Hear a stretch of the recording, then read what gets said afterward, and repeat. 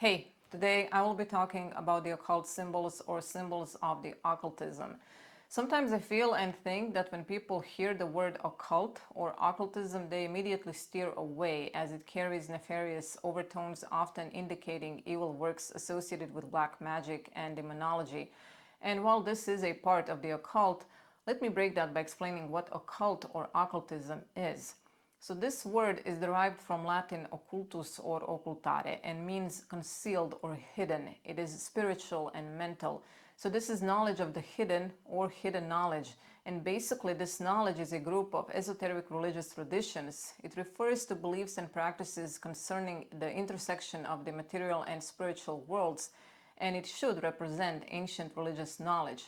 Mainly originating in Hellenistic and medieval times. However, it is quite possible that it was Egypt and Egyptian who gave shape in their religion and hieroglyphics to man's awareness of the material and spiritual, natural and cultural duality of the world. But in particular, the term occultism is associated with the ideas of the French Kabbalist and ceremonial magician Eliphas Levi and others in France and beyond who were strongly influenced by his writings. Other than Eliphas Levi, some of the most famous occultists of all times, and some are from ancient Greece like Pythagoras, Plato, Aristotle, Plotinus, and there were others of course. Then Albertus Magnus, who supposedly owned a philosopher's stone, Roger Bacon, Marsilio Ficino, Johannes Trithemius, Agrippa of course, John Dee, Helena Petrovna Blavatsky, Cepharial, Papus, and possibly the most infamous of them all, Aleister Crowley, the wickedest man in the world. Of course, there are others, and I know that after I finish filming this video, I will remember at least 5 more. So this hidden knowledge is often inscribed in coded letters or in symbols, and coded letters are known as the occult alphabet, and most letters are easy and simple codes or ciphers. For example, letter A is represented by circle, and like I said, they're easily spotted and one does not need a lot of knowledge or skills to decode them. Some of these I have mentioned in my previous videos, but today I want to focus on those which are known as the symbols of the occult. So let's begin. Air. Of the 4 elements, air and fire are regarded as active and male, and earth and water as passive and female. Sometimes you may read or see that the fire is given a pride of place and is considered to be the origin of all things. But the more general belief is that air is the primary element. Air is essentially related to the 3 sets of ideas: the creative breath of life or speech, the stormy wind, which is connected in many cultures and mythologies with the idea of creation, and finally with space, as a medium for movement and for the emergence of life processes. A lot more can be associated with air, like light, smell, scent, and memory, and it should be cold and aggressive like the air of mountain tops. At least that is what Friedrich Nietzsche said. Hippocrates associated air with blood. Its colors are white and blue. Oroborus is an ancient symbol depicting a serpent or a dragon eating its own tail. It entered into West from ancient Egyptian iconography found in the funerary text in the tomb of Tutankhamun.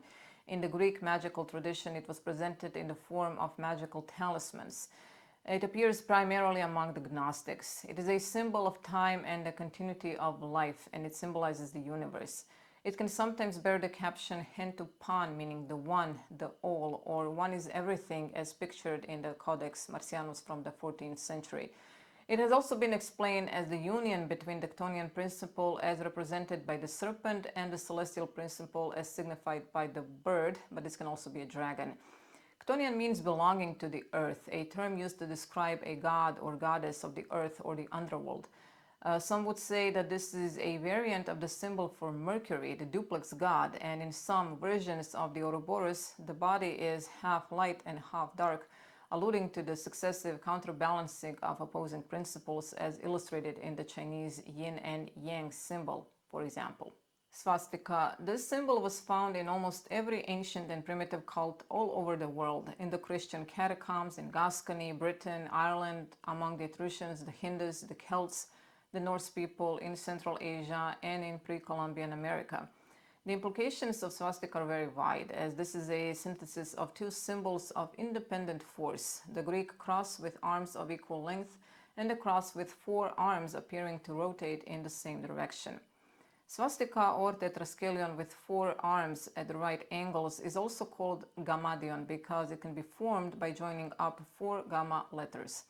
The first one, I think, was discovered on a 15,000-year-old ivory figurine of a bird made from mammoth tusk, and it is considered the symbol was used for fertility and health purposes. During the Iron Age, swastika represented the supreme deity, Odin or Thor, and majority of these swastikas are left-facing. From its earliest conception, the symbol is believed to be positive and encouraging in life, as the word is derived from the Sanskrit meaning conducive to well-being. I should add here that the right-handed swastika is called swastika and the left-handed swastika. By the Middle Ages, the most general interpretation was that it symbolized movement and power of the sun, but at the same time it was seen as the symbol of the quaternary, so configuration of a movement split into 4 parts related to the poles and the 4 cardinal directions. Others have suggested that the symbol signifies action of the origin upon the universe, or that is a symbol of the succession of the generations, and that the hooks on the ends of its arms are the ships of life, or the different stages of life. The Hindus have a clear distinction for the right-handed swastika, which moves in a clockwise direction, and it is considered to be a solar symbol. And a left-handed swastika stands more often for night, the goddess Kali, and magical practices. Come 1920, and Adolf Hitler adopted the swastika as a symbol, so by 1945 the symbol had become associated with World War II and everything negative. Since then, it has become stigmatized as a symbol of hatred and racial bias. So it is not symbols we should be afraid of, but the people who misuse them. The symbols themselves are harmless, but the words behind them, not so much. Caduceus, a wand with 2 serpents twined around it, surmounted by 2 small wings or winged helmet. Historical and rational explanation of this symbol is the supposed intervention of Mercury in a fight between 2 serpents, who then curled themselves around his wand. For the Romans, the caduceus served as a symbol of moral equilibrium and of good conduct. The wand represents power, the 2 snakes wisdom, the wings diligence, and the helmet is an emblem of elevated thoughts.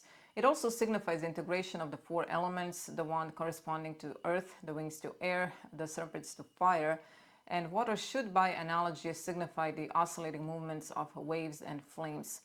So this symbol is very ancient, and for example it can be found in India, engraved upon the stone tablets, a kind of votive offering placed at the entrance to temples, and it was traced all the way back to Mesopotamia, detected in the design of the sacrificial cup of King Gudea of Lagash from 2600 BC. Mesopotamians might have considered the 2 intertwining serpents as a symbol of the god who cures all illness, and this meaning passed into Greek culture. According to the Buddhism, the wand of the caduceus corresponds to the axis of the world, and the serpents refer to the force called Kundalini, which in Tantrist teaching sleeps coiled up at the base of the backbone, and so it is a symbol of the evolutionary power of pure energy. So this symbol represents some idea of active equilibrium, of opposing forces balancing one another in such a way to create a higher static form. It is also associated with magic, wisdom, immortality, and of course, healing. Egg. This symbol in the language of Egyptian hieroglyphs represents potentiality, the seed of generation, and the mystery of life. In many prehistoric tombs in Russia and Sweden, there were clay eggs which had been left there as emblems of immortality. Ancient alchemists added another idea, that it was the container for matter and for thought, and in this way the transition was effected from the concept of the egg to the egg of the world, a cosmic symbol which can be found in many symbolic traditions like in Druidic or Indian. The vault of space came to be known as an egg, and this egg consisted of 7 enfolding layers indicating the 7 heavens or spheres of the Greeks. In China, it was believed that the first man sprang from an egg dropped by Tian from heaven to float upon the primordial waters. The golden egg from which Brahma burst forth is equivalent to the Pythagorean circle with a central pole. In Egypt, the universe was termed as the egg conceived in the hour of the great one of the dual force, and the god Ra is magnificently displayed in his egg. It also signified the hope of life after death, resurrection, and spiritual nourishment. Basilisk. This one takes me back to my childhood, and this is a fascinating mythological creature, an animal with a snake's body, pointed head, and a 3-pointed crest. The name basilisk comes from the Latin word basiliscus and the Greek term basiliskos, meaning a kinglet, a kind of snake. In medieval description, it was said to be born of a yolkless egg laid by a cock and hatched by a toad on a bed of dung, and to have a three-pointed tail, glittering eyes, and a crown on its head. Its glance was believed to be lethal, so it could be destroyed only while its attacker was watching it in a mirror, and this myth is of course related to the myth of Gorgon's head. In the East, its body was supposed to be a mixture of a cock, snake, and a toad, and it is one of the many keepers of treasures. The basilisk is a symbol of wisdom and is often shown devouring a human. So to the ancients, to be devoured by wisdom means enlightenment, gnosis, and initiation into the mysteries. Christianity demonized the basilisk as a symbol of the devil. The basilisk is related to the all-powerful Gnostic god Abraxas. Its pronunciation can also be Abraxas, a ruler of magic and spiritual powers in the universe, the demigod who rules the 365th highest and final sphere, ascending to the unknowable god. Abraxas was made in the form of talismans as a figure with human body, the head of the rooster, or of a hawk, and serpent legs. His hands held a whip and a shield, and the shield was usually inscribed with the name Lao, and this is reminiscent of Jewish four-letter name of God. He can be seen often mounted on a chariot drawn by 4 white horses with both sun and moon overhead. The 7 letters of the name Abraxas represent the 7 creative powers and planetary spheres recognized in the ancient world, and the letters add up to 365, the number of days and powers of the year. Regarded as the truly terrible one, he was able to generate truth and falsehood, good and evil, light and darkness, and in the same deed. He was a time god and the god of frogs. Abraxas is a god of paradox, but the driving force of creation. Frog. In ancient Egyptian magic, the frog was a symbol of the birth goddess Heket. Heket helped Osiris to rise from the dead after being murdered by Set, so the frog became a symbol of resurrection. In Chinese culture, frog is a symbol of prosperity, and 3-legged toad is believed to attract or protect its owner's wealth. It is also connected with long life. Frog is a symbol of good luck because it is associated with water, which is necessary for survival. So images of frogs were put on the drums for purpose of calling for thunder and rain. Toads and frogs often represent the ability to move between the above and below worlds and is symbolic of chemical change in alchemy. The black toad is a symbol of the philosopher's stone, and it is also used as a symbol of starting some great task. Now, frog is a symbol of transformation. After all it takes is a leap of faith. Jed represents stability and strength, and I'm not 100% sure about this pronunciation. Is it Jed or Ded? This is an ancient Egyptian symbol that represents the spine of the god Osiris, but it is also connected with the Ptah, god of creation. Ptah's staff is made of 3 symbols: Ankh, which represents life and resurrection, Jed pillar, and Vas scepter, and this one was used as a symbol of power or dominion. Like the Ankh, its exact meaning is not fully known, but I do remember one sentence from the Book of the Dead which goes, "Take the Ankh to make your flesh live, the Jed to make your body enduring, and also the Vas to make your mummy strong."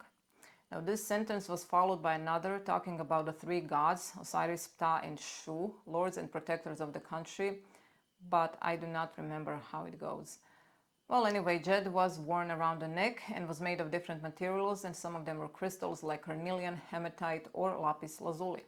And let's finish with Lilith. So Lilith in Hebrew legend was the first wife of Adam, a night phantom and the enemy of childbirth and of the newborn. In mythic tradition, she was regarded as a satellite invisible from the earth. She corresponds to the Greek and Roman Lamia, a queen of Libya, who turned into a child-murdering demon. The origin of Lilith is as a Sumerian succubus. As a symbol, it is depicted as a crescent moon on top of a cross with arms of equal length, and it represents earth and matter. This symbol is used as a symbol of empowerment, and in astrology, it indicates where one is keeping true desires. It reveals personalities' hidden or taboo parts, and this will be a topic of the next video. It is impossible in one lifetime to learn the teachings or secrets of the occult, as there is always more to learn. Now, Eastern philosophy suggests that the journey is completed when the state of nirvana is achieved, but even then, I believe one will realize there is so much more to do, as then usually one becomes a teacher. A quote for today is by Voltaire, a French Enlightenment writer, philosopher, satirist, and historian. He was famous for his wit and for his criticism, especially of Christianity and of slavery. And one of his quotes I like is, "The secret of being a bore is to tell everything." Thank you for being with me today. Let me know if you know of any interesting and perhaps rare symbols. See you in a couple of days. Bye.